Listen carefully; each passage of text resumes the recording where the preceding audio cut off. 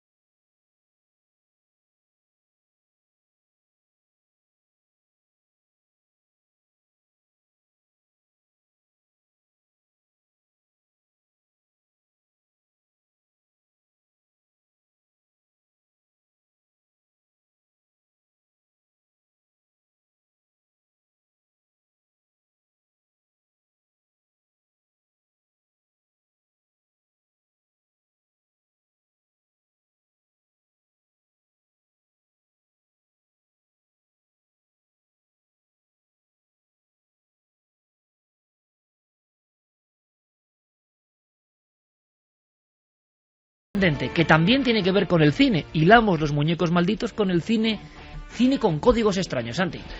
Pues no todos los días se escucha de alguien que haya muerto por hacer una película.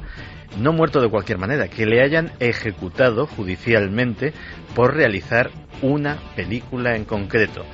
Aunque claro, si hablamos de una película en la que parece ser se desvelan algunos de los secretos más profundos de la masonería y su implicación con los Illuminati, pues a lo mejor nos encaja algo más. Pasó hace no tanto tiempo y en un país tan poco sospechoso como Francia. Además, Santiago Camacho nos llevará a esos lugares prohibidos, lugares que maneja en su mapa particular del misterio.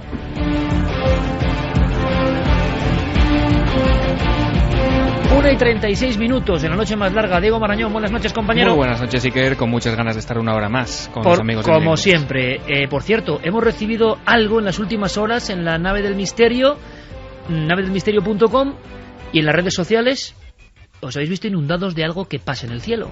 Pues sí, lo comentaba esta semana con Guillermo León. La verdad es que es cierto que habitualmente en el correo del programa hay una presencia continua de testimonios sobre chemtrails, pero es cierto que este mes, sobre todo en las últimas semanas, podemos hablar de una pequeña oleada. No solamente han llegado fotos, y no solamente fotos de las típicas de una estela aislada. Hablamos de verdaderos mantos de nubes, y ojo, porque algunos de nuestros oyentes incluso han sido testigos de la caída de esas fibras o de esos filamentos sobre muchas zonas de España. Lo contaremos. Y iremos un poco más allá. Hablaremos con los testigos y con científicos, a ver qué nos dicen, a ver si nos quedamos ahí en un término medio. Pero me quieres decir, Diego, que se ha recuperado en diferentes puntos de España eso que los portugueses llamaban cabello do anjo, cabello de ángel, sí, cuando eso. Había algunas apariciones extrañas, ¿no? Eso que Luis Alamancos, además, hace un tiempo analizó en Cuarto Milenio, con muestras tomadas en Madrid y Barcelona. En aquella ocasión, Luis Alamancos confirmó que en aquella tierra había presencia de metales, que tenía un pH con valores anómalos y que las fibras, fuesen lo que fuesen, si lo recuerdas, decía que no eran telas de araña ni nada cuyo origen pudiera ser natural sino sintético. Bueno, han vuelto a caer en distintas zonas de España. Por cierto, Diego Marañón, compañero, desde el búnker del sonido, tenemos dramatización. Tenemos dramatización, exacto, con unos sucesos que ocurrieron hace 14 años en una población de Salamanca. En aquella ocasión un grupo de jóvenes fueron los protagonistas de una serie de sucesos bastante escalofriantes, los vamos a recordar esta noche, y el detonante fueron varias sesiones de Ouija que terminaron por convencerles a todos de que al otro lado del tablero se esconde en la mayoría de ocasiones una inquietante realidad.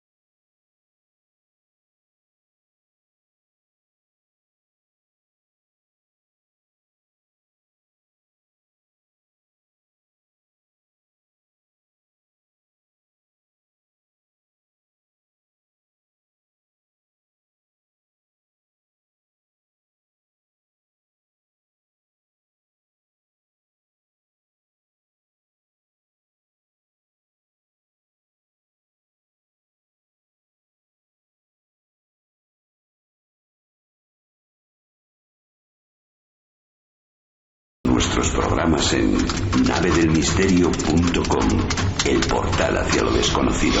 Búscanos también por Nave del Misterio en Twitter, Facebook y Google+.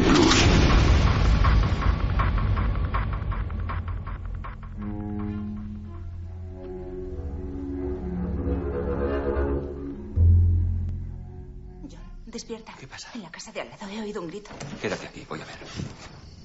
¡John! ¿Pasa algo? Dios mío, está lleno de sangre. Métete en casa, no es mi sangre. Métete en casa y llama a una ambulancia, rápido. ¡Vamos! Me gustan tus muñecas.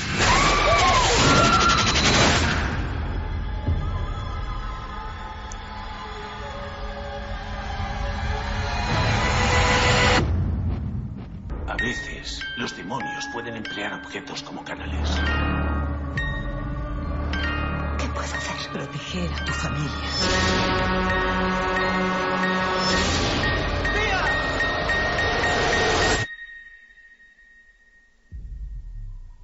¿Quién eres?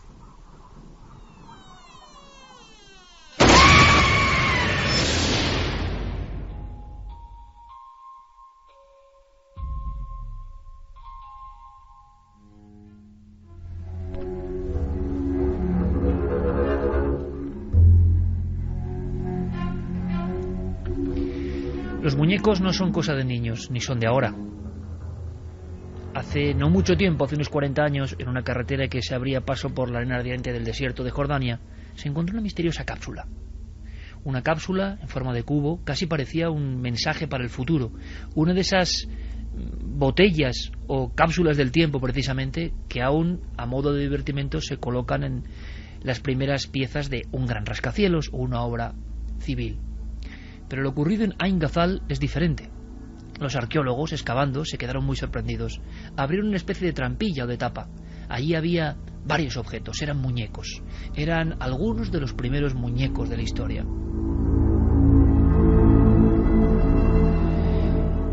Posiblemente sean los más antiguos. Posiblemente solo algunos objetos o artefactos prehistóricos grabados toscamente en tablillas, como en la caverna de la Marche, puedan ser considerados muñecos. ¿Las Venus prehistóricas son muñecos? No, parecen otra cosa, porque en Ain Ghazal había un sentimiento incluso de articulación. ¿Cómo eran los muñecos de Ain Ghazal? Curiosamente tenían dos cabezas. Estaba pintado todo de blanco lechoso, blanco casi nuclear. El tiempo, los 9.500 años que habían transcurrido, no habían hecho mella en ellos.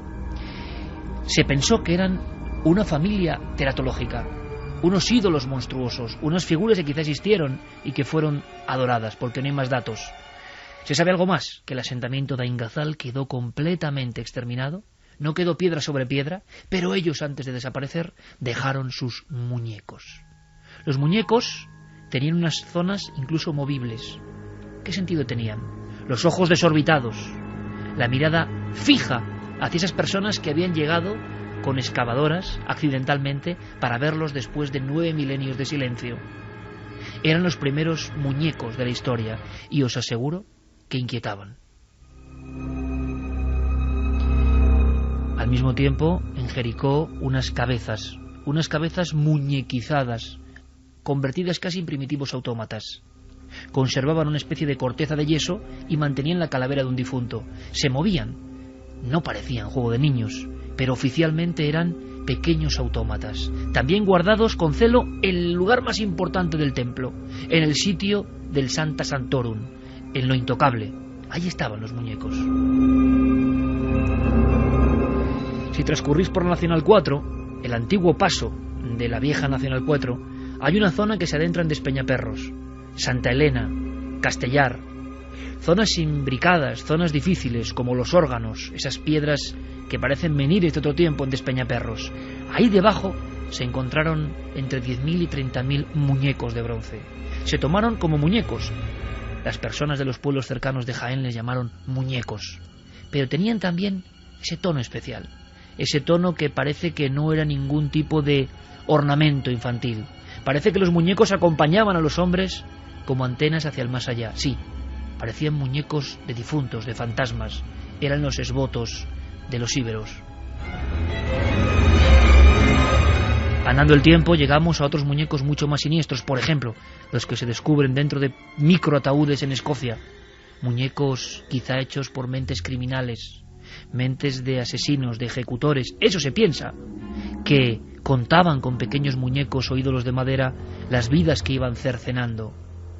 La industria de la muerte se ha ido convirtiendo en una especie de negocio. Los muñecos de los mini ataúdes escoceses nos hicieron comprender que a veces en los muñecos, en los pequeños ídolos, hay historias que a lo mejor lo más óptimo es no conocer. Y llegamos al tiempo moderno. Llegamos incluso al tiempo de las guerras. Llegamos a las muñecas que se van perfeccionando, pero ¿quién no ha sentido miedo? ¿Quién no ha sentido un algo indescriptible observando las caras de las muñecas de porcelana? Las muñecas de porcelana del siglo XIX, de principios del XX, eran las muñecas de nuestras abuelas. Nuestras madres han conocido ese tipo de muñecas. Les gustaban, pero tenían, ¿qué era? La expresión, los ojos de cristal. En los últimos 60 años, precisamente esa expresión lo que significa que quizás el mismo nexo que nos llega desde las tierras de hace 9.000 años se va convirtiendo en protagonista de películas de cine. Muchos productores se dan cuenta de que da mucho más miedo la mirada de un muñeco que cualquier efecto. Y esto se ha vuelto a poner sobre la mesa. Y aquí entramos, Carmen, en un territorio donde uno no sabe si de verdad están pasando cosas, si con esta película lo que hay es una campaña como se ha hecho siempre, subterránea, pero a veces también, si esa campaña viene de una verdad, bebe de unos orígenes reales y de una inquietud auténtica. Bueno, la verdad es que los directores y productores no han contado que pasaran muchos fenómenos paranormales durante el rodaje, como sí ha ocurrido en otras películas de culto y de misterio. Tan solo dicen que han ocurrido 2 hechos que no pueden, pues en cierta forma, verificar porque ellos creían que estaba todo bien. Uno de ellos es cuando estaban rodando una escena en una antigua casa. Todo se desarrolla, la película de Annabelle, en una vivienda bastante antigua donde va una familia con una niña.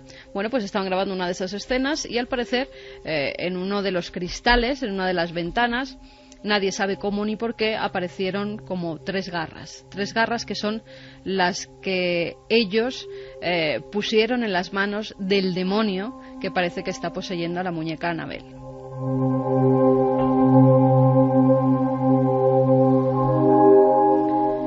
El segundo de los hechos insólitos, aunque ellos de verdad que quitan un poco de hierro al asunto, no quieren ni siquiera mencionar que hubo más cosas extrañas durante el rodaje. El segundo es que cuando el actor se viste del demonio y es pues pintado, es maquillado, la escena es que quien no haya visto la película pues no se ve bien la cara del demonio, pero sí que se intuye con unas fauces bastante extrañas, demoníacas, negruzcas. Es maquillado, el actor pasa hacia el interior del set de rodaje donde se iba a grabar esa escena y en el guión ponía que el conserje de ese edificio iba a ser atacado por este ente maligno. Cuando estaban empezando a rodar esa escena, una lámpara de cristal de grandes dimensiones cayó sobre el actor que iba a interpretar al conserje de esa vivienda. Son los 2 únicos hechos que ellos dicen que han ocurrido. Lo que pasa que a raíz de esta película pues ha salido de nuevo a la luz lo que es la verdadera historia de Annabelle, de esta muñeca, que en La Conjura, en la película que se basa en la historia de Ed y Lorraine Warren, que son un matrimonio que se dedica a investigar fenómenos paranormales y que tienen en su museo hoy en día esa muñeca metida en un cristal. Además dicen que sigue siendo muy perversa, que sigue provocando todo tipo de accidentes e incluso que sigue moviéndose por su casa de vez en cuando por las noches. Pues todo se centra en esta muñeca. En la película han hecho una variación, lo han puesto como una muñeca de porcelana porque parece que da más miedo, pero la realidad es que Annabelle es una muñeca de trapo, con un pelo de lana, con una nariz que parece dibujada y unos ojos que también están dibujados, y que todo se basa en la muñeca Raggedy Ann. Raggedy Ann era una muñeca de trapo que tenía una niña, la hija de Johnny Kruegel, un escritor que en 1920 su niña llega con esta muñeca de la mano al despacho donde su padre estaba escribiendo. Esta muñeca se le había desdibujado el rostro y su padre lo que hace es, con un bolígrafo, pues poner una especie de triángulo como si fuera la nariz, 2 ojitos y una boca. El artista es el padre, por tanto, no el principal creador de la muñeca. El artista es el padre porque le da vida a esa muñeca, le da un rostro. Y no solamente eso, porque se convertirá en un verdadero fenómeno infantil. Se convertirá en dibujos animados posteriormente, en varios libros y además también en una campaña antivacunación, porque a su hija, a los 13 años, justo cuando va a salir sus relatos, por fin los han publicado e incluso tiene la patente de la muñeca Annabelle, justo cuando van a salir a la venta esas muñecas, su hija es vacunada sin su consentimiento en el colegio, vacunada de viruela, y por una serie de sucesos, de inconvenientes que no toleraba esa vacuna, pues la niña muere. Desde entonces se ha convertido en la muñeca antivacunación, es decir, la muñeca contra aquellas personas que no quieren que se vacunen a sus hijos. Es como el símbolo. Pues esta muñeca, Annabelle, en los años 70, Ed y Lorraine Warren son llamados a una casa por un sacerdote que colaboraba con ellos.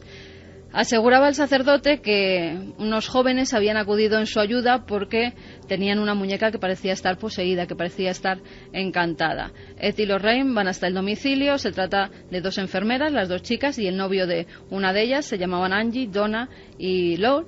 Y entonces empiezan a contarle a este matrimonio, investigador de sucesos paranormales, cómo la muñeca hacía cosas muy raras. Se la había regalado su madre, la madre de Donna. La había comprado en una tienda de antigüedades. Se la había regalado pues porque había acabado la universidad, le había gustado a la niña, a Donna, le encantaban las muñecas y había sido pues un regalo como otro cualquiera. Pero ella se empezó a dar cuenta que la muñeca hacía cosas extrañas, es decir, todas las mañanas, después de hacer su cama y antes de irse al hospital a trabajar, la dejaba encima de la colcha y cuando llegaba la muñeca estaba en extrañas posiciones. A veces con las piernas cruzadas, otra vez se había vuelto y estaba de costado e incluso aparecía en el sofá que también tenía en la habitación y ya no en la cama. Hasta tal punto se encontraba a la muñeca en extrañas posiciones y en lugares donde no podía estar, que llegaron a pensar que a la casa acudía gente, que entraban por alguna ventana o que incluso tenían llaves de su propia casa y que movían las cosas. Después de eso empiezan a aparecer una serie de mensajes que parecían escritos con sangre, porque eran siempre rojos. Identificaron el papel y no era de la casa, porque ninguna tenía entre sus documentos, entre sus cuadernos, ese papel ni ese supuesto bolígrafo. Empezaron a salir también manchas de sangre en la casa, hasta que un día, cuando llegaron después de salir a divertirse, se encontraron a la muñeca en el pasillo y parecía estar arrodillada. En ese momento les dio un gran susto, pero ya cuando decidieron llamar a un sacerdote exorcista fue cuando el novio de Donna fue atacado por Annabelle, por la muñeca. Al parecer el chico empezó a escuchar una serie de ruidos en la habitación, fue hasta allí, vio a la muñeca que estaba tirada en un rincón, fue a recogerla y en ese momento notó como algo por la espalda parecía estar arañándole. Al volverse, una garra como con 7 arañazos le dejó en pleno pecho como si le hubieran quemado, incluso con rastros de sangre.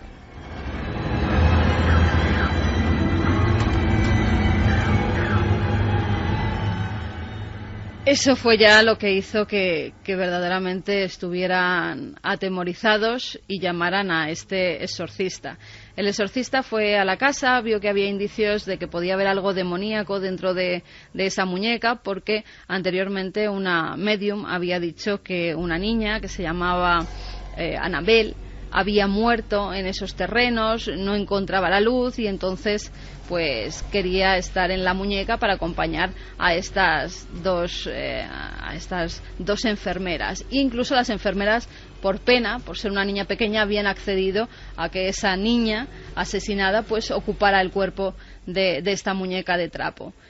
El exorcista lo que hace es ponerles en contacto con Ed y con Lorraine, y cuando ellos empiezan a investigar deciden llevarse a la muñeca de allí. Al parecer con los muñecos no sirve ni que los escondas, ni que los metas en cajas, ni siquiera que los quemes, porque en muchas ocasiones vuelven incluso quemados a los domicilios. Con lo cual ellos lo que deciden es llevársela a su propia casa, a su museo, porque saben cómo controlar los acontecimientos que estos muñecos extraños provocan.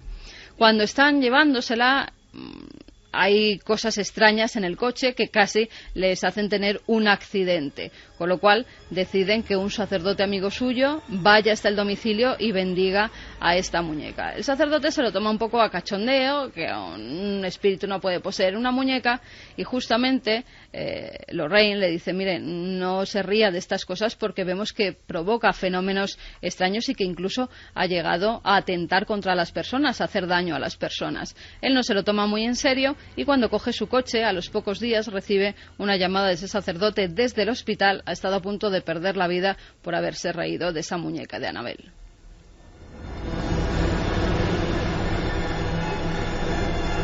Desde entonces la muñeca permanece en el Museo de los Warren, encerrada. Sí que es cierto que ellos aseguran, él ya no porque murió hace unos años, pero Lorraine asegura que todavía verla le produce escalofríos, porque incluso por las noches siente como la muñeca intenta escapar de esa cárcel de cristal donde la han metido. También dice que hay una serie de fotografías que se han hecho en las que se ven unas ciertas luces saliendo de la muñeca, y que ha provocado fenómenos extraños a aquellos que han querido tocarlo y que incluso han levantado el cristal para coger a Annabelle. Si quieres, escuchamos a Lorraine que cuenta cómo convive con Annabelle en el museo, en su propia casa. Don't No se les ocurra tocar nada, y si lo hacen, díganmelo. Eso es lo peor que hay aquí dentro. Esa muñeca, ni siquiera voy a mirarla. Pueden grabarla si quieren, pero yo no voy a mirarla. Esa cosa ha hecho mucho mal a demasiada gente.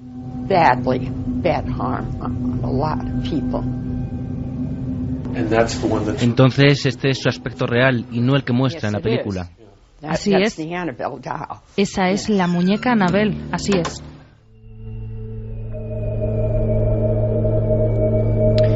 Y 57 minutos. Me comentaba el gran maestro y artesano Juan Villa, cuando se le ocurrió hacer en su tienda virtual Annabelle, hizo 2 modelos. Juan es así. Yo la verdad dije, no sé si esta muñeca realmente puede generar más rechazo. ¿Y qué ocurre? Que con estos muñecos se cumple la dualidad que quizá tenemos todos dentro. Hay una especie de miedo muy infantil, de miedo quizá interconectado con las pesadillas cuando... ¿Nunca os ha pasado? Estar en el dormitorio infantil, abrir los ojos y que un muñeco, un inocente payaso colgado de la pared, uno de esos payasos de los años 70 u 80, me contaba nuestro compañero Fermín Agustí que él alguna vez había sentido los escalofríos que hemos sentido todos, esos payasos de forma casi serpentiforme, colocados en rinconeras, o esos muñecos que parecen inocentes por el día y por la noche la imaginación infantil supuestamente les hace variar el rostro. ¿Quién no ha sentido incluso que vio un muñeco imaginario provocado por las simples ropas, una sombra, las imaginaciones nocturnas? Pero al mismo tiempo está la fascinación. Hay coleccionistas. Carmen tiene aquí en la mesa un libro sobre objetos encantados, una edición inglesa. Hay coleccionistas que se disputan altísimas sumas, muñecos concretos, tienen que ser concretos. Juan dijo, voy a hacer 2 versiones, Annabelle metida en la especie de jaula donde está en la casa de los Warren y sin jaula. Ha sido uno de sus grandes éxitos. Claro, tener la muñeca, como hace Juan, milimétrica, como hace él. Y bueno, lo pusimos ahí en la tienda virtual de la nave del misterio, y ¿sabes cuántas se han vendido sin, hay que decirlo, sin cripta, sin protección, sin cárcel? Ninguna.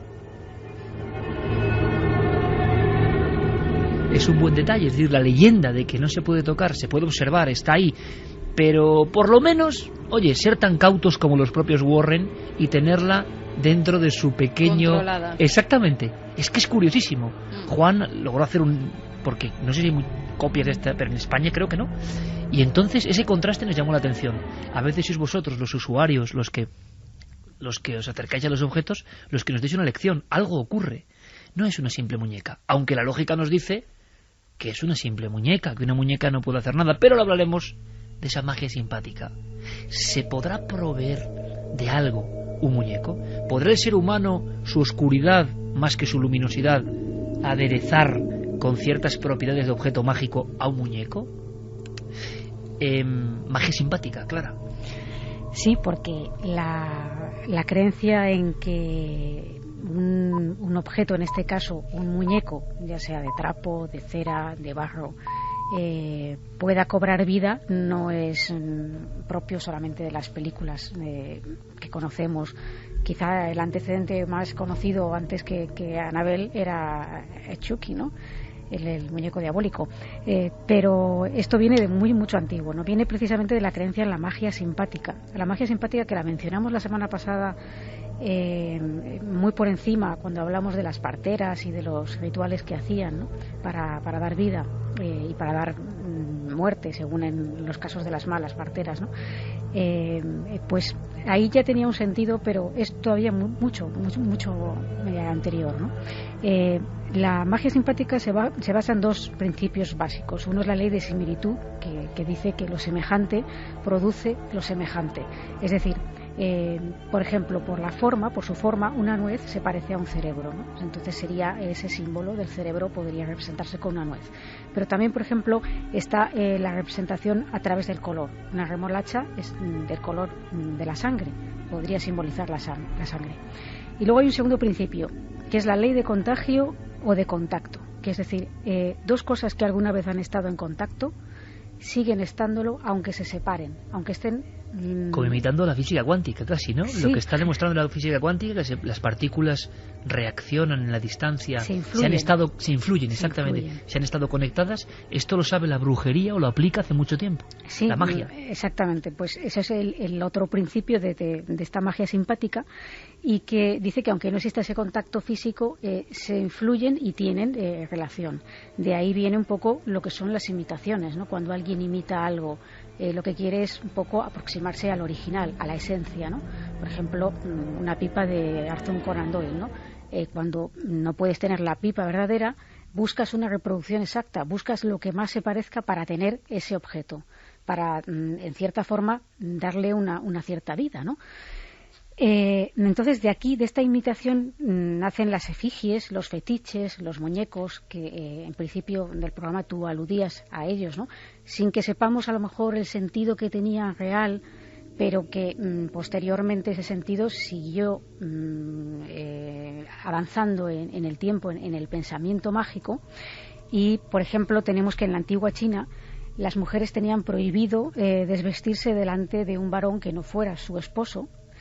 Y claro, cuando una mujer enfermaba era un problema, porque para tratarla un médico lo que tenían que hacer era fabricar una muñeca de marfil con los detalles anatómicos exactos, indicando bien cuál era el problema que tenía esa mujer, el problema de enfermedad. La muñeca sustituía al ser humano completamente, sí. Por tanto. Y sí, y se establecía un contacto entre la paciente y el médico a través de la muñeca. El médico trataba a la muñeca y se supone que la mujer sanaba. Vamos a aprender más cosas de esta magia simpática, pero parece, conectando con la superactualidad, que en Francia ha pasado algo con esta película y con esta muñeca, o con la historia de esta muñeca. Sí, al parecer se están produciendo una serie de altercados en varios cines franceses que han hecho que la película fuera eliminada. Ha pasado en París, en Marsella, en Lyon, en Toulouse, en Montpellier, donde pues grupos de adolescentes parecía que entraban en una fase como de histeria, que incluso había peleas, había pánico entre ellos, y muchos de estos cines han decidido retirar de su cartelera a Annabelle porque decían que alguien al final iba a hacerse daño. Ya te digo, han tenido que intervenir en varios centros comerciales donde había cines y se estaba emitiendo esta película, los de seguridad, para que esos jóvenes dejaran de pelearse. No se sabe, porque también ha pasado con otras películas de miedo en Francia, ha pasado con Paranormal Activity o con Sinister anteriormente, donde también parece que alteraba la conducta de los chavales cuando iban a ver la película. Tenemos un documento incluso que nos habla de lo que estaba pasando esta misma semana en Francia. Tenemos la crónica de lo que estaba ocurriendo. Annabelle ha sabido llegar a lo más alto de las listas de éxitos americanos. Esta semana se ha estrenado en Francia y Annabelle, la pequeña muñeca asesina, parece provocar extrañas reacciones entre los espectadores. Como consecuencia de varios altercados durante su proyección, la dirección del cine Las Tres Palmeras de Marsella ha decidido desprogramarla por motivos de seguridad, para la gran decepción del público. Cuando vine el sábado ya había mucha gente y no quedaban entradas libres. Después, cuando volví para verla, la sesión había sido suspendida y estoy muy decepcionada. Al parecer hubo muchos problemas en todas las salas y les pregunté si es que la película te volvía loco. El sábado pasado la proyección de Annabelle se vio alterada por diversos incidentes, gritos, insultos y peleas. Los agentes de seguridad han tenido que intervenir varias veces para calmar a los jóvenes que estaban al parecer muy alterados. Para evitar que Annabelle no calentase más los ánimos, otras salas de Marsella, Aviñón y Montpellier decidieron suspender la historia de la muñeca maléfica. De la Puppe Maléfique. Leyenda urbana ha ocurrido. Hoy una base real. Santi, tú que eres el gran experto en leyendas urbanas. No, la base es completamente real. De hecho, los incidentes han sido relativamente graves y en los medios franceses, por ejemplo, salía un exhibidor que decía: bueno, con un grupito de 8 o de 10 jóvenes que están liándola, te puedes hacer. Pero es que eran todos. Eran absolutamente todos. Asientos arrancados, peleas violentas, hacer las necesidades en los pasillos, en los asientos, un comportamiento vandálico como no se había visto cosa igual. Y solo con esta filmación. Solo con esa película. Claro, que es la parte curiosa. Situación social, ¿no? De las afueras de París. No. O sea, de hecho, evidentemente, pues la mayor parte de los cines donde se exhibía, como suele suceder ahora, eran multicines y, lógicamente, en las otras 6, 7, 8 salas en las que se exhibían otras películas, que incluso podían ser también películas a las que iba público también juvenil, no pasaba absolutamente nada. Era justamente en la sala donde se proyectaba Annabelle. Hay más muñecos. Hay un marinerito realmente siniestro, pero quedaos con una cosa. No solo el cine extranjero ha tratado este tema. Una de las historias más inquietantes emitidas en España, con esa fuerza de un genio, Chicho Ibáñez Serrador, se llamaba Freddy. La ha recuperado Diego Marañón, que es un fan, como todos aquí, de don Narciso Ibáñez Serrador y de su padre, Narciso Ibáñez Menta. Y era también un muñeco, un simple muñeco de ventrílocuo. Ese muñeco no puede... Ese muñeco puede hablar y puede contar chistes y puede enloquecer y puede matar, pero para vivir nos necesitábamos el uno al otro.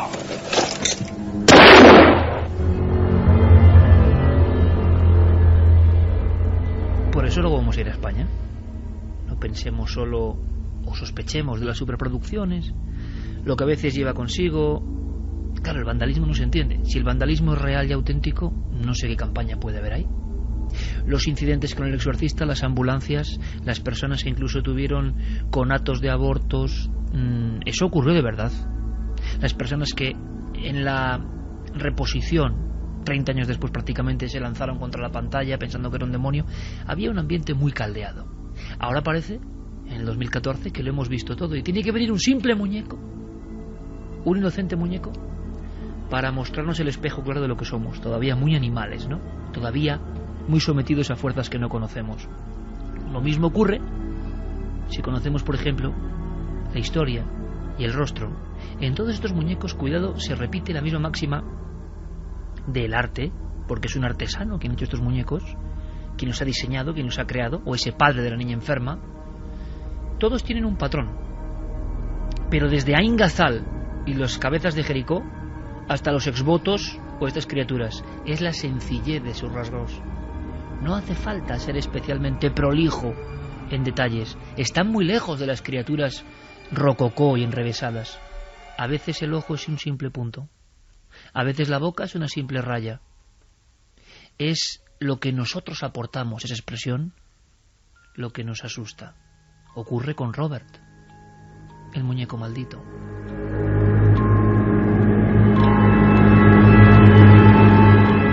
Pues todo comienza en 1906 en Key West, en Florida, en la familia de un artista, un pintor llamado Robert Eugene Otto. Tenían un niño, Robert Jr., y habían contratado pues a una serie de cuidadoras que habían traído de Haití. Una de ellas era la que se dedicaba en cuerpo y alma al pequeño, porque los padres viajaban mucho, eran muy severos también con él, no le hacían demasiado caso, y esta mujer se convirtió más en su madre que su propia madre. El niño le tenía muchísimo cariño, muchísimo aprecio, hasta que un día la madre vio que esa mujer negra hacía algunos rituales que no le gustaron nada y decidió echarla de su casa. Antes de echar a esta mujer, que ya tenía pues cierta fama de bruja, de nigromante, de realizar rituales extraños incluso con las tripas de animales o de difuntos para poder ver el futuro, esta mujer dejó un regalo al niño, un muñeco que hizo con paja, con alambres y con tela.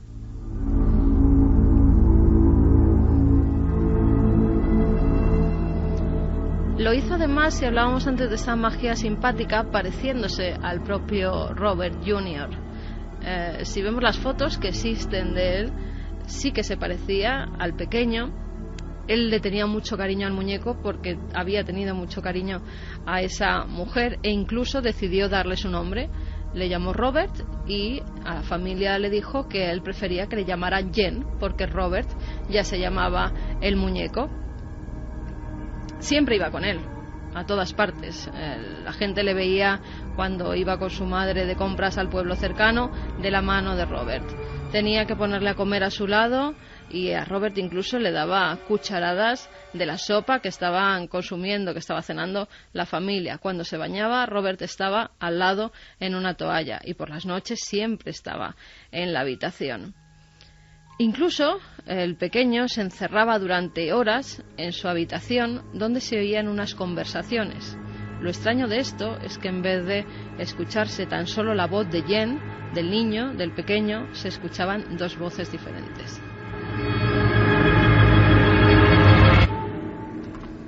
Jen comenzó a cogerle un poco de manía a Robert porque pues Robert, el muñeco, al parecer hacía travesuras, rompía cosas y siempre le echaban la culpa al niño. Los padres, que ya habían sido severos de por sí con él, todavía lo eran más e incluso le castigaban. Intentaron quitarle el muñeco en diversas ocasiones y siempre se lo tuvieron que devolver ante el estado de ansiedad, de histeria que tenía el niño de no estar cerca de Robert, hasta que el pequeño vio que ese muñeco tenía alma y le empezó a coger bastante miedo, porque aseguraba que por las noches se movía por la habitación e incluso llegaba a despertarle.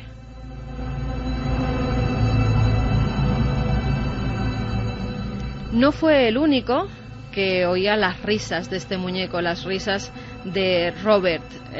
Los vecinos también aseguraban que habían visto a través de las ventanas cómo el muñeco corría de una habitación a otra. Los padres, incluso en un primer momento que eran totalmente reticentes a las historias que contaba el niño, empezaron a sospechar que el muñeco estaba maldito cuando, teniendo una de esas noches que el niño tenía un gran ataque de histeria a su hijo en la cama, oyeron una serie de pasos y unas risas por el pasillo.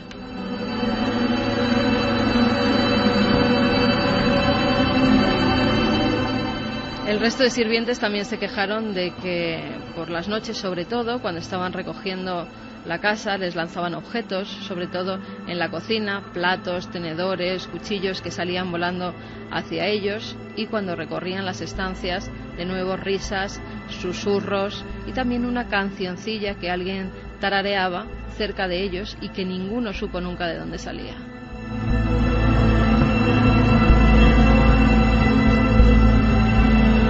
Hasta tal punto cogieron pánico al muñeco que al limpiar el cuarto del niño querían hacerlo siempre acompañados y si estaban solos no lo limpiaban. La gota que colma el vaso es cuando la madre de Jen ve una de las noches por el rabillo del ojo como Robert corre de una estancia a otra. Entra en un ataque de ansiedad, de pánico, de histeria, y una tía que estaba pasando allí unos días con ellos le dice que lo mejor en estos casos es coger al muñeco y guardarlo en algún lugar oscuro y olvidarlo. Esa misma noche la tía muere de un infarto en su cama.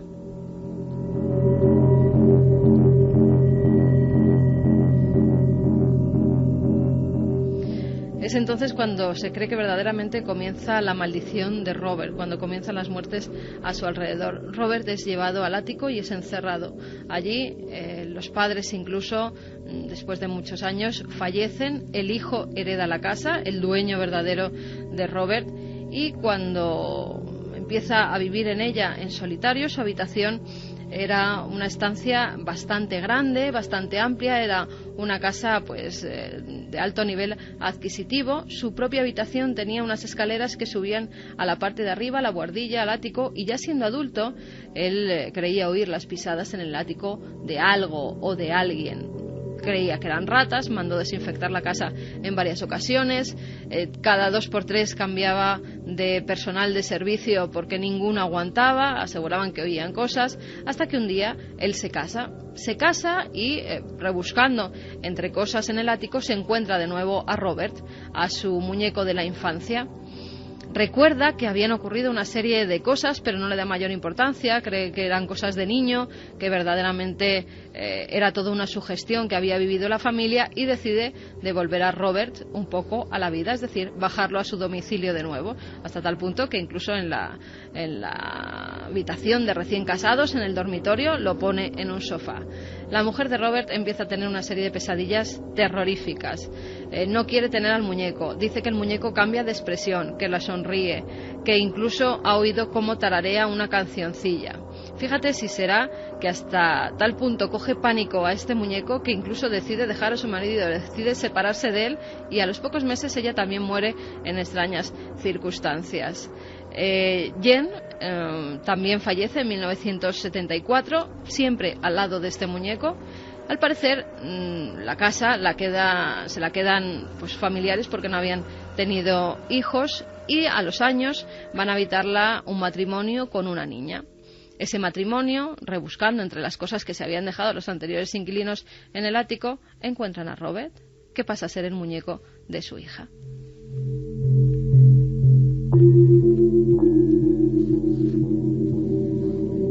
Esa niña coge pues al muñeco con mucho agrado, le gusta mucho, de nuevo se repite la historia, está en todas partes con él, hasta que la niña empieza a tener unas terribles pesadillas.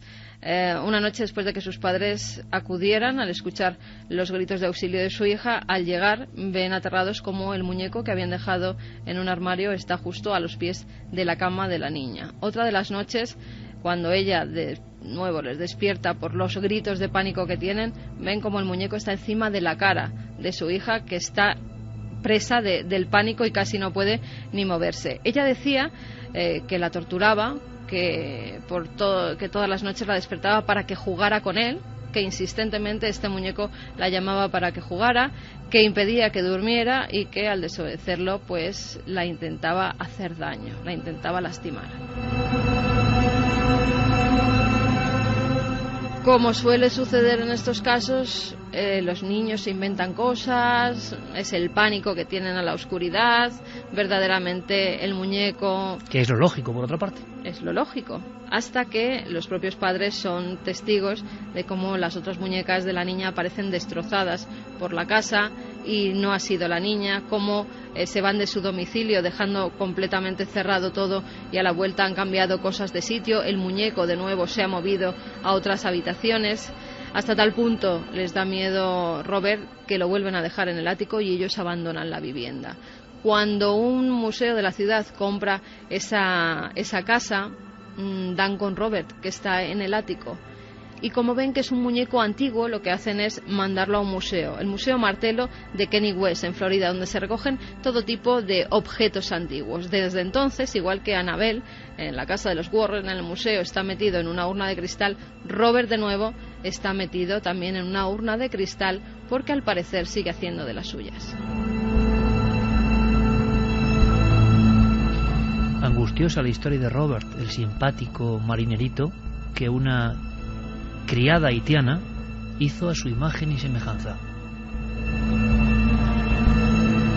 Hoy en día Robert, si va alguien a visitarlo, verá que tiene muchas cartas por detrás de él, cartas que van introduciendo los directores del museo, porque al parecer para fotografiar a Robert es muy difícil, nunca salen las fotografías bien, incluso hay imágenes en las que le vemos con una sonrisa, pero si lo captamos desde otro ángulo pasa como con el ídolo de Göbekli Tepe. En un principio parece que tiene una sonrisa, pero si te acercas más, si con determinada luz le enfocas, salen unas grandes fauces.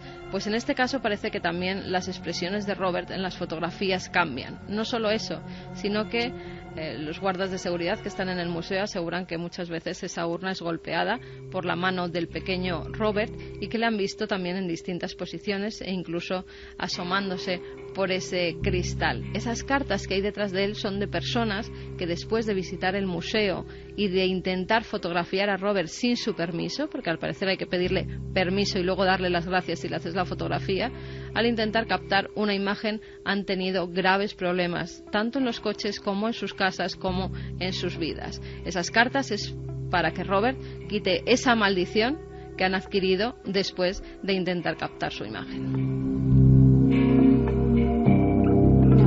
A las 2:20 en Milenio 3, una historia de muñecos, y sabemos todos, porque lo sabe nuestro cerebro más lógico, más racional, nuestro hemisferio izquierdo un poco nos dice que todo esto es imposible, que todo esto no puede ser, que son simples muñecos, que los muñecos no andan, que los muñecos no ríen, que los muñecos no tararean canciones, que los muñecos no son malos.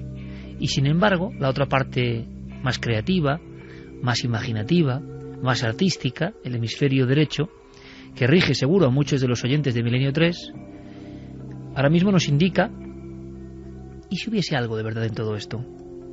¿Y si los muñecos fuesen depositarios de deseos, de frustraciones? ¿Y si, como en la antigüedad, los muñecos o los objetos siguieran siendo antenas de deseos, antenas de odios? Eso es, un poco, el resorte profundo de la magia simpática.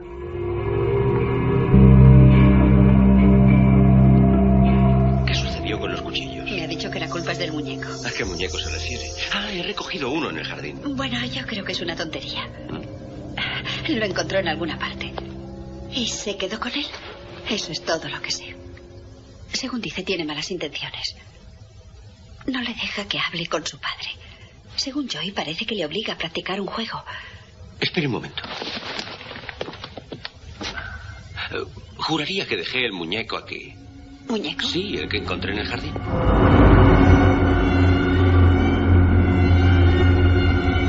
Antes hemos hablado de algunos muñecos, pero hay toda una historia de los muñecos. Las muñecas Kachina, viniendo como de otro mundo.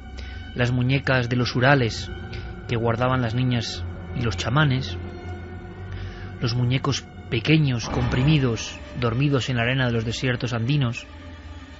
Todos hilados con la magia.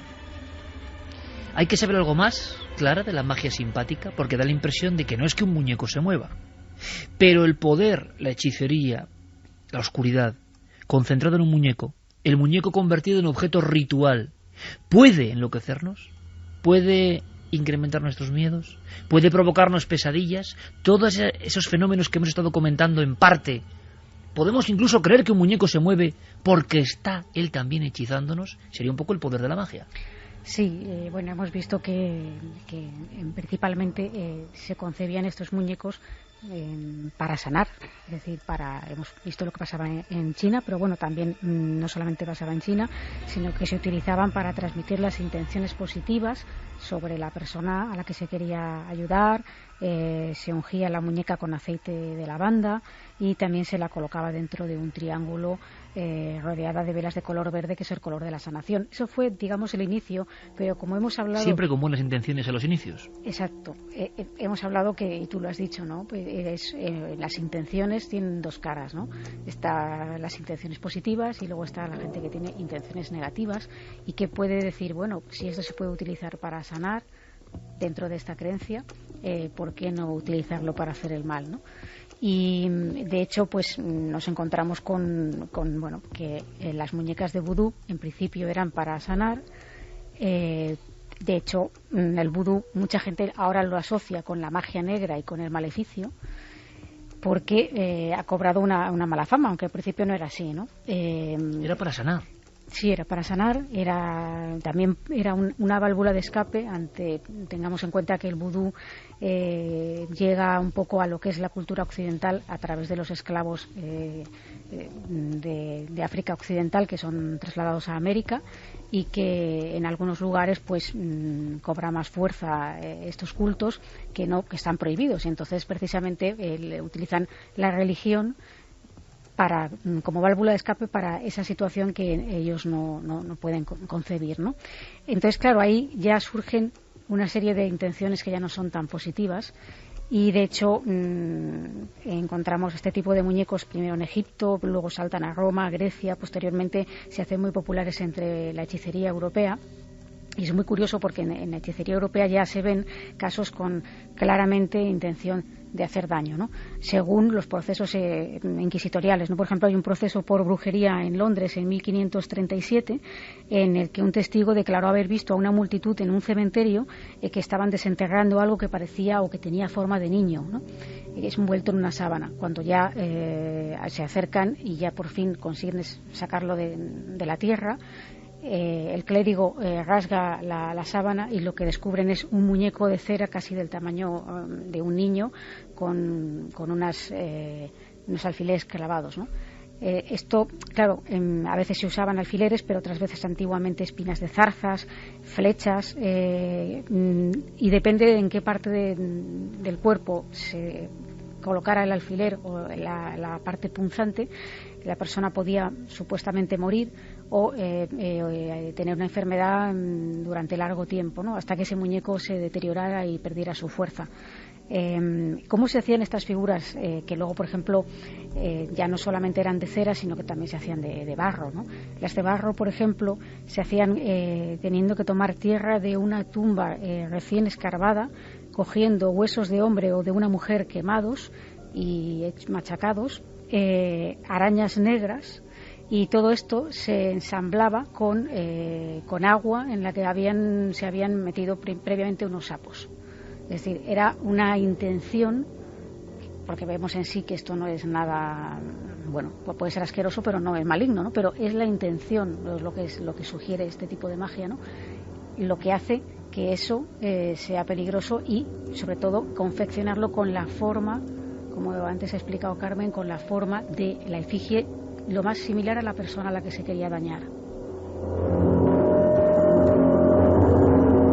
Estoy recordando, hace ya muchos años, muchísimos, un programa o una historia que tenía que ver con alguien que hizo mucha radio y contó el misterio en estos micrófonos, que era Antonio José Alés.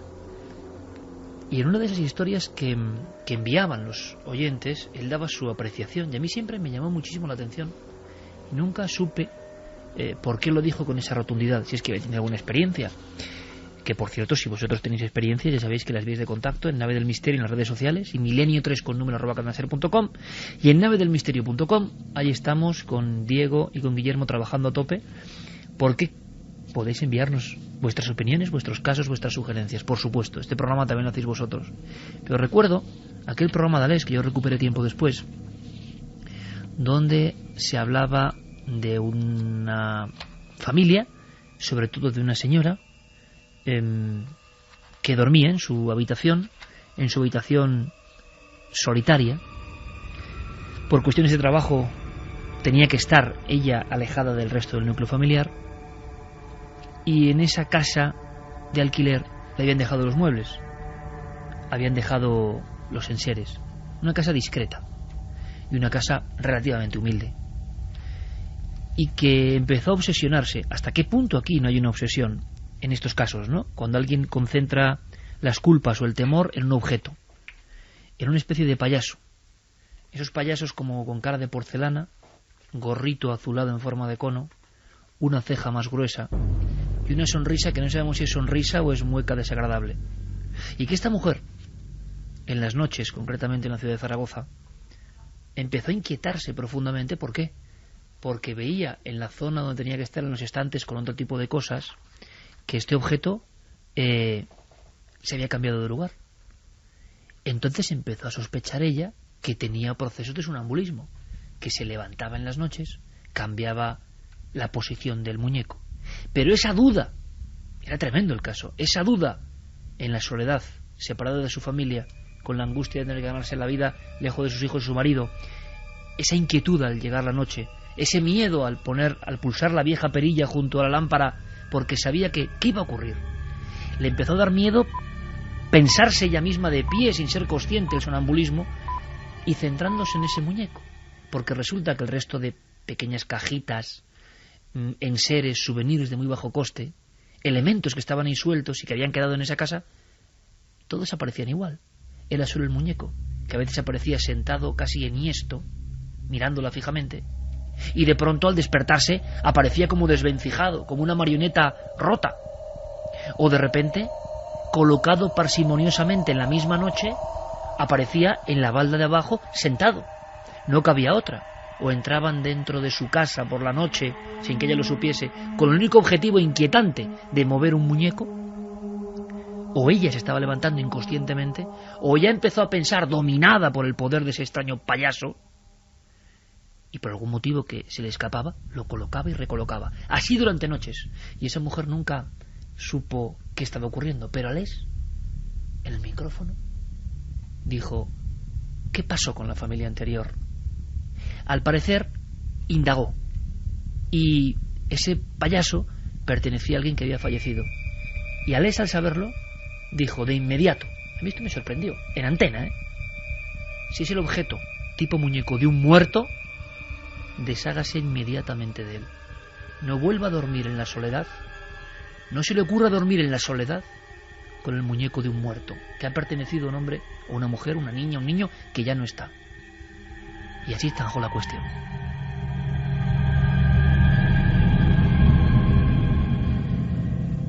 Es que estamos hablando de esto con asombro porque somos occidentales. Si fuéramos los miembros de una tertulia en una radio japonesa, estaríamos hablando de todo esto como de algo asumido.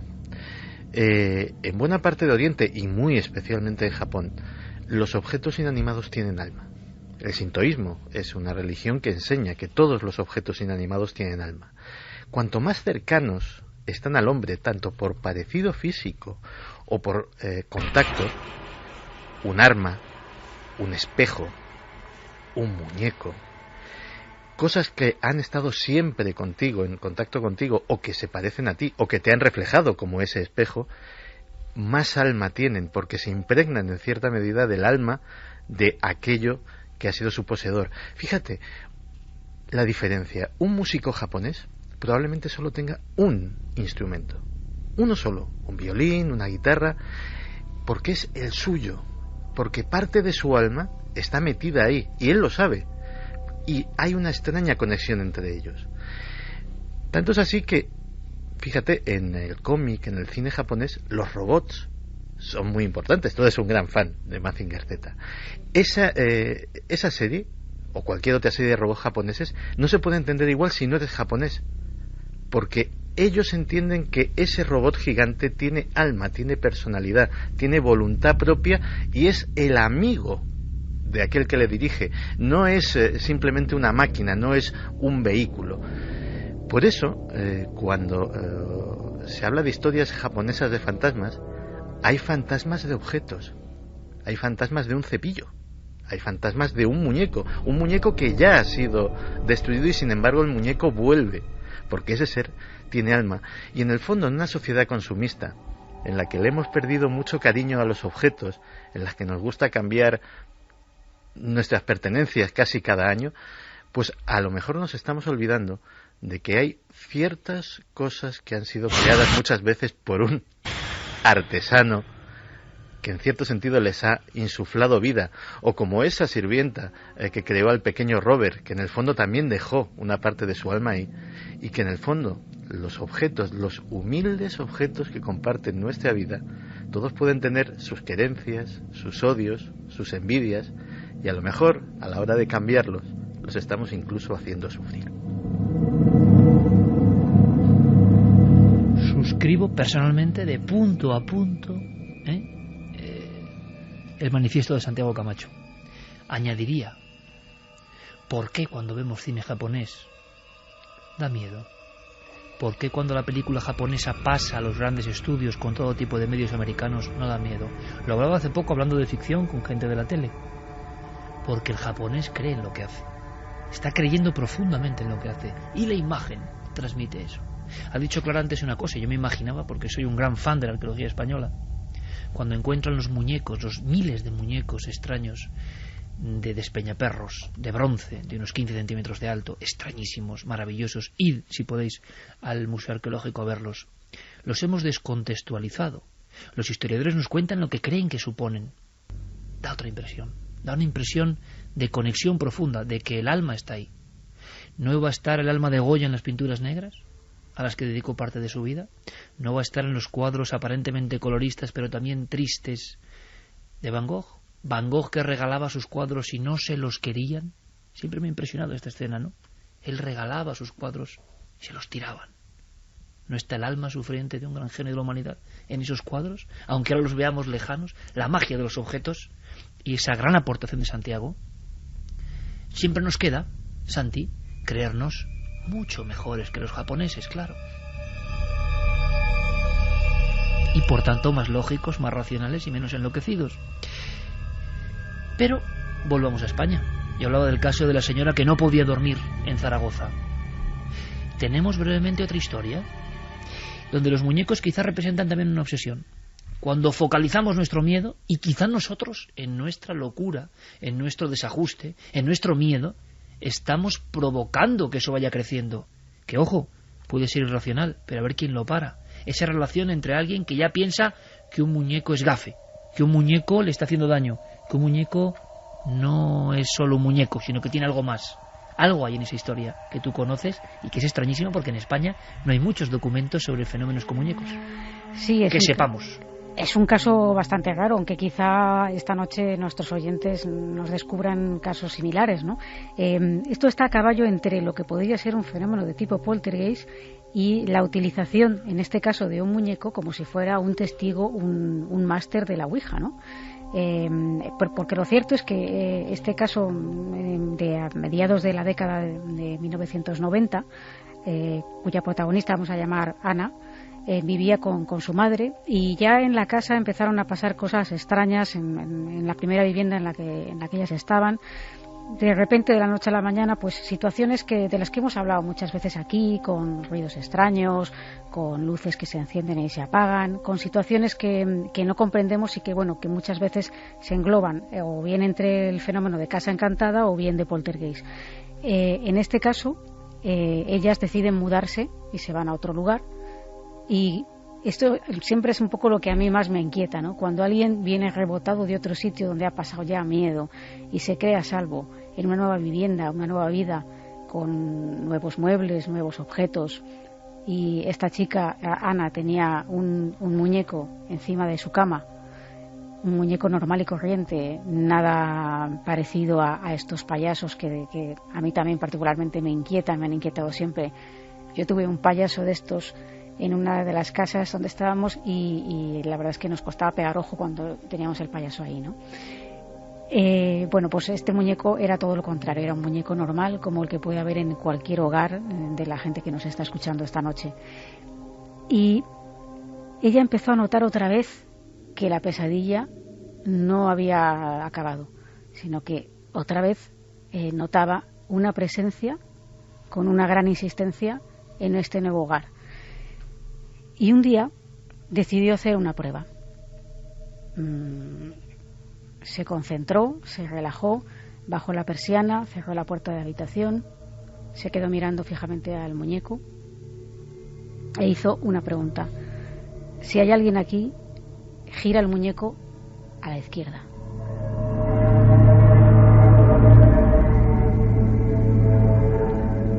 Y la sorpresa es que el muñeco gira a la izquierda. Entonces, ya imagínate el susto, ¿no? Cualquier persona normal habría dicho, pues se acabó. Pero ella quería comprobar si eso había sido una ilusión óptica o qué es lo que había pasado, ¿no? En ese momento.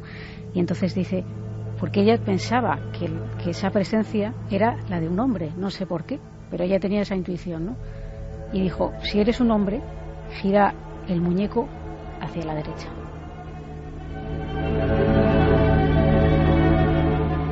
Y el muñeco parece ser que giró un poco, giró su posición, o esto es lo que ella vio, ¿no?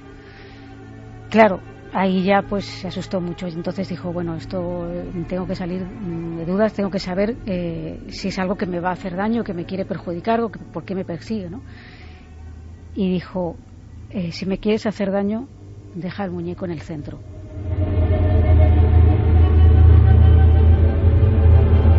Y el muñeco se quedó en esa posición.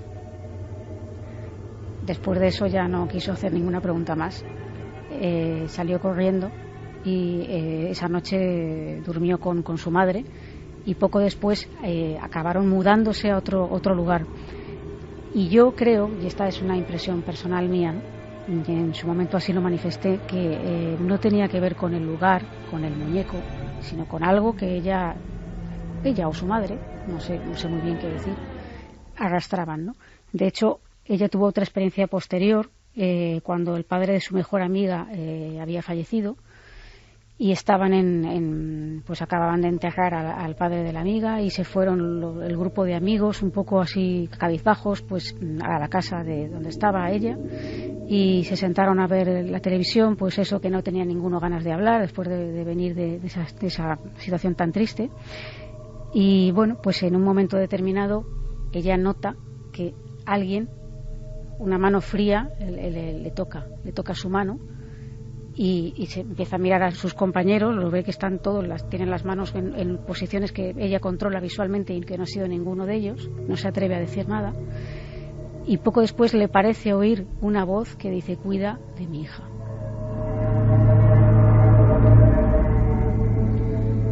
Por eso yo creo que los fenómenos le perseguían a ella, aunque quizá no sea un caso estrictamente de muñeco maldito, pero ya vemos que no es fácil encontrar esto, por lo menos aquí en España. Pero un muñeco oráculo. Un muñeco oráculo, o que se utilizó, pues sí, como dando respuesta sí o no, como si se utiliza una ouija, ¿no? En cualquier caso, es raro, pero bueno, el objeto que en este caso ha venido y a colación con todo esto, porque yo me acordé de este asunto, es precisamente un muñeco simple y común. Pero claro, regresando a esas cavernas, por ejemplo, en los órganos en Despeñaperros, esos yacimientos que se siembran en cuevas, los muñecos, el aspecto de los muñecos es muy sencillo. Cuanto más sencillo, más arquetípico, más te puedes identificar con él, más parecido puede ser a ti, más representa al ser humano, más inquietante es. Ha dicho Santi muy bien, ahí está la clave. En nuestro mundo, cada vez más materialista, el alma ha sido despojada de los hombres, así que imagínense de los objetos. Es un proceso gradual. Los objetos hace mucho tiempo que no tienen alma. En las comunidades más primitivas, entre comillas, o más pegadas a la naturaleza, todo tiene alma. Por eso el bosque puede ser amigo o dar miedo. Por eso el árbol tiene vida objetiva, no, pero para ellos tiene alma. Y por eso los bosques son protagonistas de muchas historias y de muchos temores que son imposibles. En el segundo ahora viajaremos a los Andes. En los Andes, el monte no es un monte, no es un cúmulo de piedras, como estamos nosotros acostumbrados a verlo, con esa fría visión de los libros o de las tablets. Para los habitantes de las alturas de la Puna andina, el monte es Apu. Ahí están los muertos mirándote. El monte es un vigilante sagrado. ¿Cómo va a ser lo mismo la vida y la noche, donde todo tiene vida? Estos son los últimos remanentes, como muy bien ha dicho Santiago Camacho. Una conexión con una cultura hipertecnologizada como la de Japón nos demuestra que, curiosamente, personas que saben mucho más que nosotros de la fría lógica siguen con esos milenios de tradición de cuidado con los objetos, no porque los objetos tengan vida de por sí, sino porque la vida de otros o nuestra propia vida puede estar envolviéndolos. En Estados Unidos hay museos. En Estados Unidos hay de todo, pero hay museos donde se guardan objetos malditos y hay muñecos. Sí, y no solamente eso, hay incluso museos solamente de muñecas encantadas. Se pueden además visitar por internet y te cuentan la historia de cada muñeca que han recogido allí. Pero ya no solamente en los museos, también hay personas que se dedican a comprar a lo largo y ancho del globo muñecas supuestamente encantadas y las tienen en su casa como si fueran sus hijos. Es el caso, por ejemplo, de Catherine Riddick. Ella es una mujer que, pues, al parecer empezó a tener fenómenos extraños en su vivienda no hace mucho, en 2008. A raíz de ahí empezó a interesarse por las presencias de niños, porque creía que lo que tenía en su casa era un fantasma de un niño, y llegó a las muñecas encantadas. Hasta tal punto empezó a apasionarse con el tema que empezó a comprar estas muñecas. Si quieres la escuchamos a ella y vemos cómo empieza su historia. Vi fantasmas en mi anterior casa. Vivía en Estonia y teníamos el fantasma de una niña. Así que cuando llegué aquí empecé a buscar información sobre esa chica, pero no encontré nada. Entonces se me abrió una ventana sobre muñecas encantadas y ahí empezó.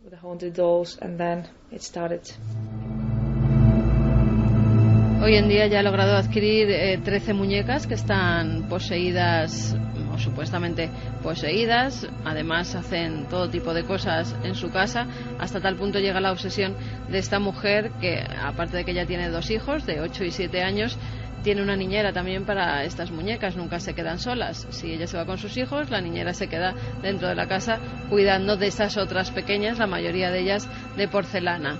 Siempre que hay detrás de esta muñeca una historia de malignidad, ella dice que las muñecas en sí no son malignas, que hay que saber entenderlas. La escuchamos y vemos qué tipo de muñecas ha logrado conseguir.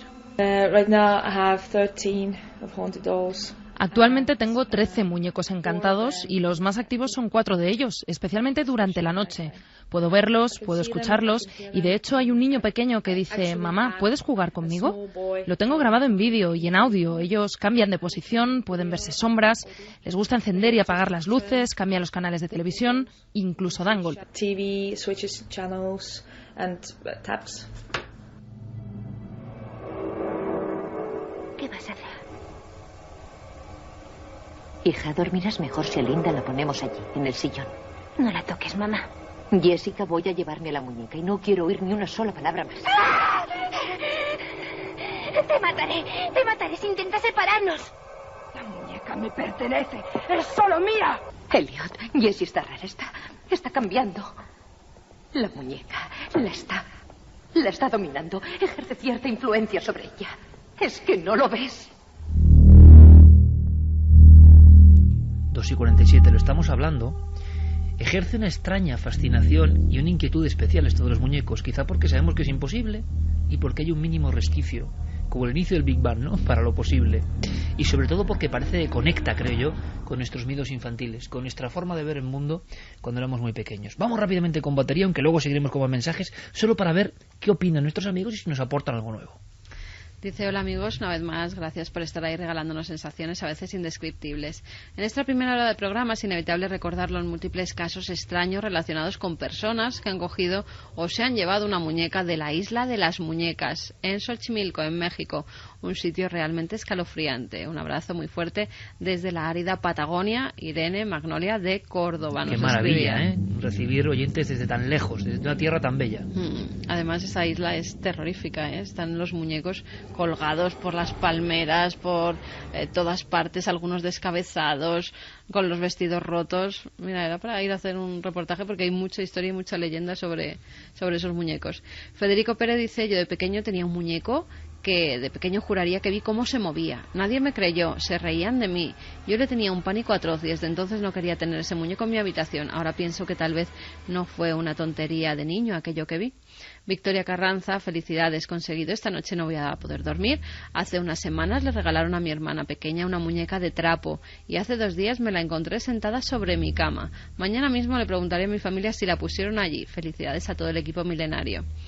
Y en Yasmín dice: yo cuando era pequeña tenía una muñeca de esas que eran tan grandes como yo misma, que estaba de moda, y al principio la quería, pero luego la miraba fijamente hasta quedarme dormida por si se movía, hasta que la até una bolsa de basura en la cabeza y la subí al camarote.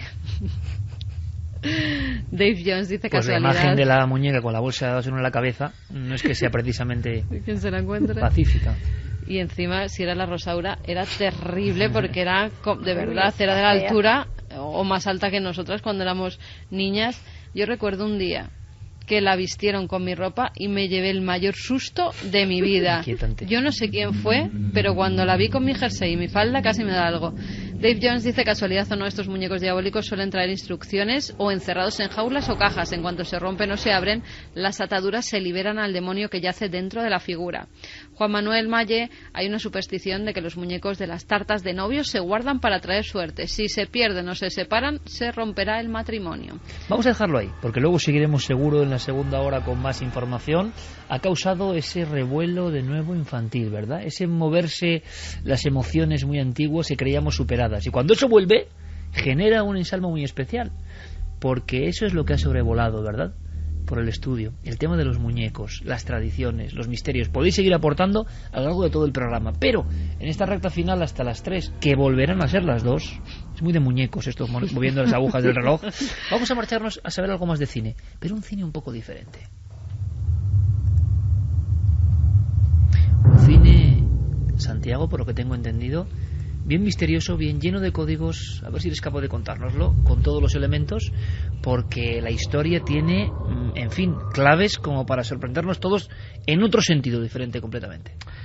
Pues vámonos a una noche lluviosa en París. Era el 10 de marzo de 1943. Estamos en el París ocupado por los nazis. Y allí, aparte de las anomalías de la guerra, pues seguía la vida funcionando. Seguía viendo cine, seguía viendo teatro, seguía viendo música. Y aquel 10 de marzo de 1943 se estrenaba una película que, a pesar de lo lluvioso de la noche, generó colas en los cines. Se llamaba Fuerzas Ocultas.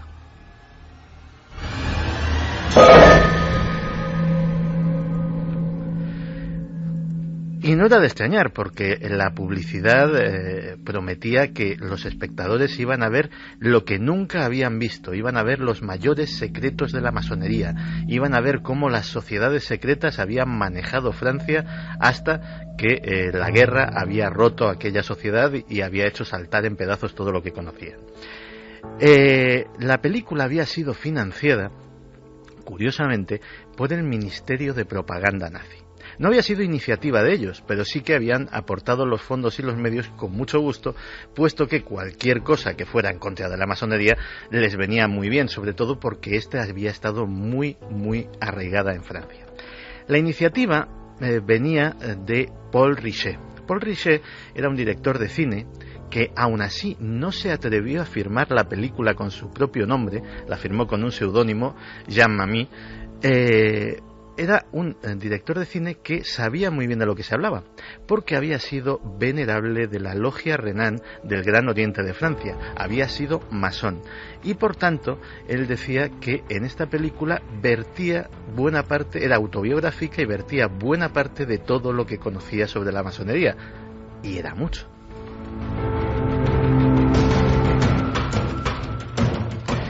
El argumento narra la peripecia de Pierre Avenel, un diputado francés que es joven y hace discursos inflamatorios contra la derecha, contra la izquierda, dice que todos los políticos son unos corruptos, que la situación hay que cambiarla, un discurso bastante actual para ser 1943. Hasta una escena en que en el Parlamento un político de derechas y otro de izquierdas se reúnen y dicen: a este hombre vamos a captarlo para la logia porque se nos está desmandando y puede sernos muy útil estando con nosotros y no estando contra nosotros.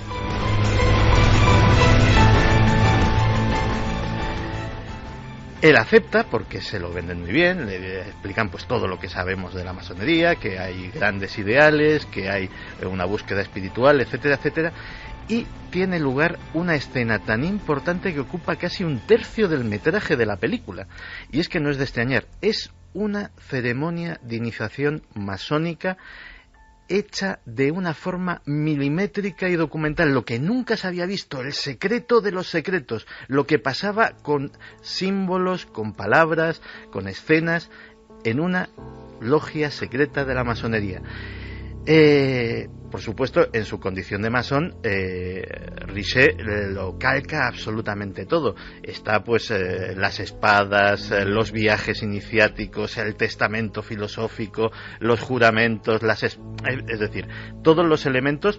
Pero yo mismo, habiendo leído y habiéndome informado mucho sobre la masonería, nunca había visto el compendio escenificado de una forma tan fidedigna. Aquello, imagínate, en 1943 debió de ser un completo bombazo.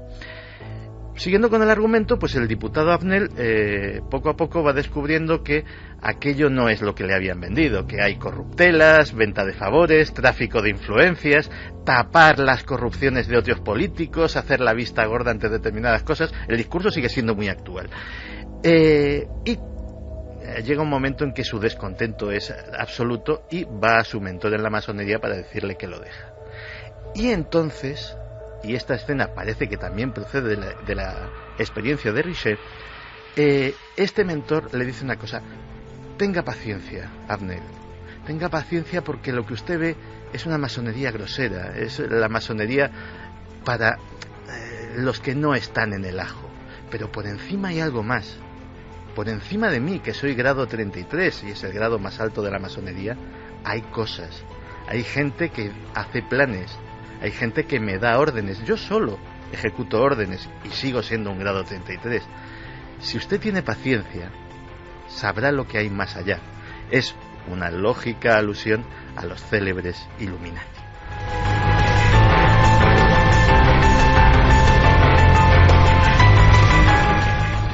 Pero no tiene paciencia, al final sufre un atentado contra su vida, se le desprestigia en la prensa con un escándalo sexual, con un escándalo de haberse quedado dinero, cuando este protagonista era bastante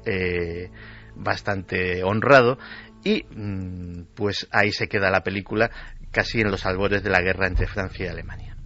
Lo curioso de esta película es que tras la liberación de Francia se inició una campaña de represalias absolutamente desproporcionadas contra todo el equipo.